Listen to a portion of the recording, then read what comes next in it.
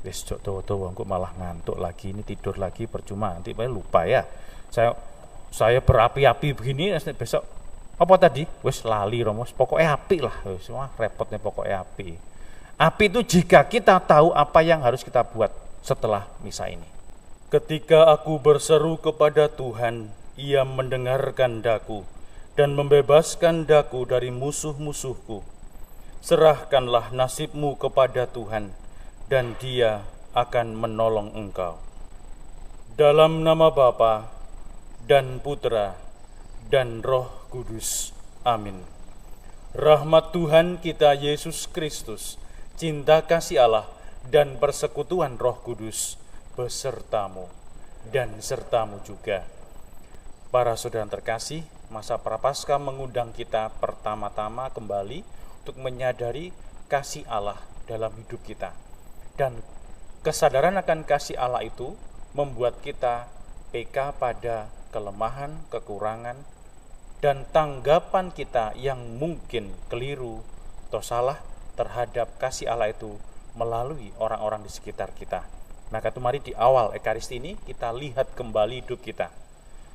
Apakah ada hal-hal yang perlu kita perbaiki, kita kembangkan untuk menanggapi secara lebih baik kasih Allah dalam hidup kita selama ini. Marilah berdoa.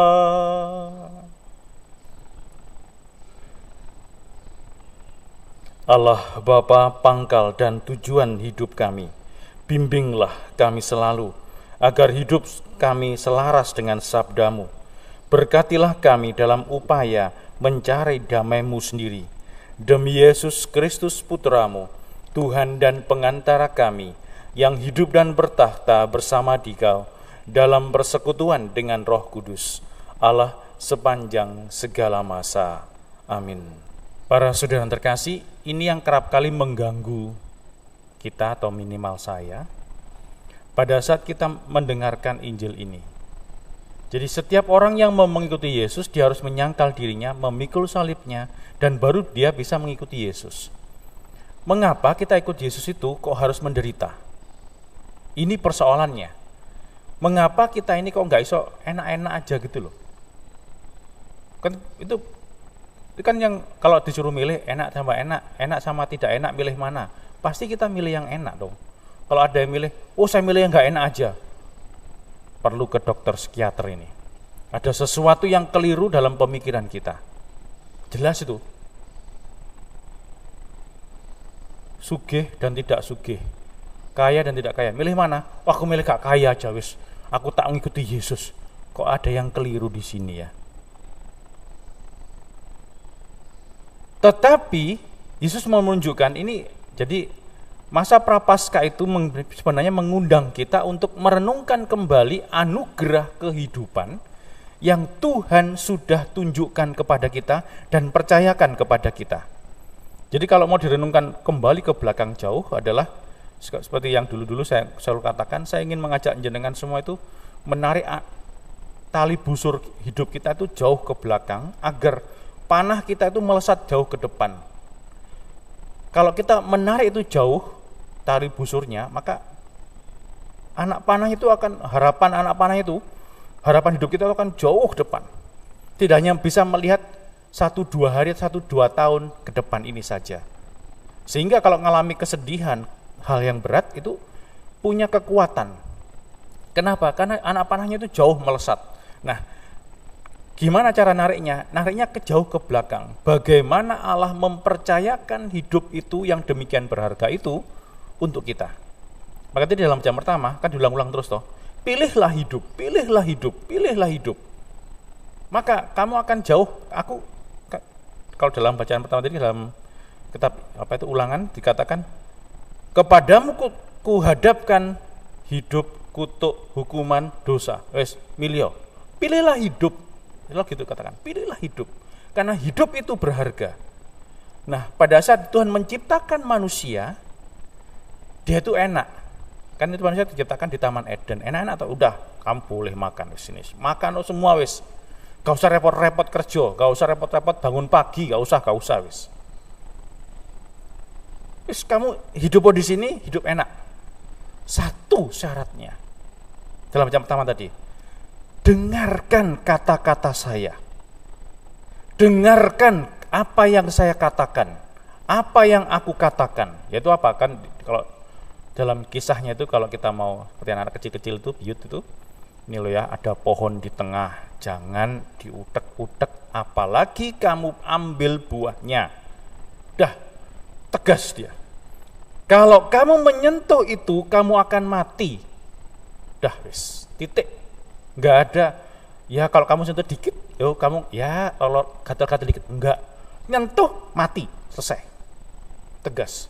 Dengarkan kata-kata saya, maka kamu akan hidup.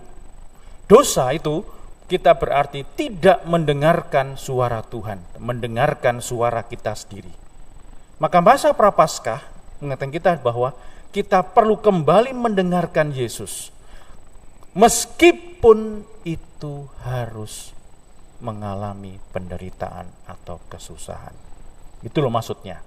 Jadi, kerap kali kita demikian menghindari hal yang susah tidak enak, meskipun kita ini rela berbuat dosa. Nah, ini loh yang keliru. Ini mau dikembalikan dalam masa Prapaskah. Dengarkan Tuhan meskipun kita ini tidak enak. Piye Guromo? Kalau disakiti, hak kita adalah membalas. Tuhan mengatakan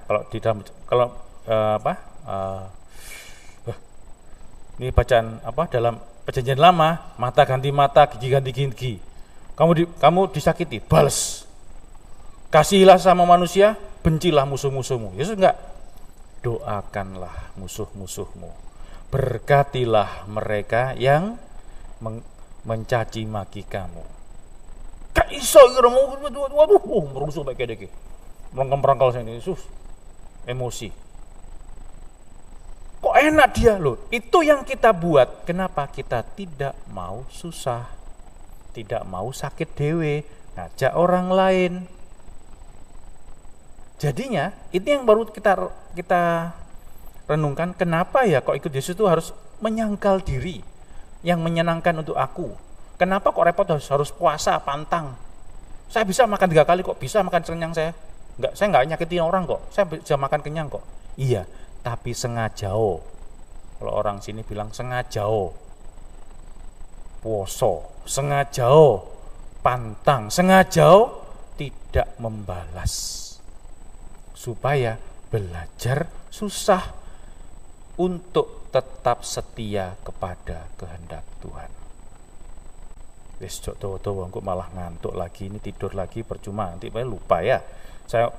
Saya berapi-api begini, besok apa tadi? Wis lali Romo, pokoknya api lah, wis repotnya pokoknya api. Api itu jika kita tahu apa yang harus kita buat setelah misa ini. Nah, mari kita renungkan sejenak hidup kita. Apakah aku sibuk dengan aturan?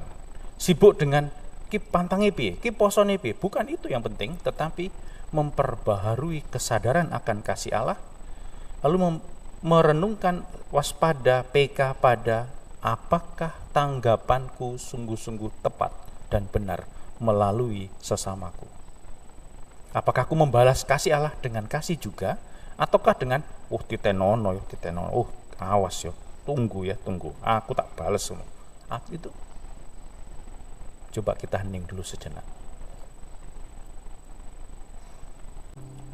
Ya Allah, buatlah hatiku suci, tanamkanlah semangat baru di dalam batinku.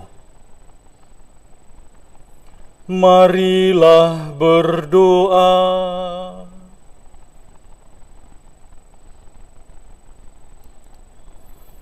Allah Bapa yang Maha Kuasa dan Kekal, Engkaulah sumber pengharapan.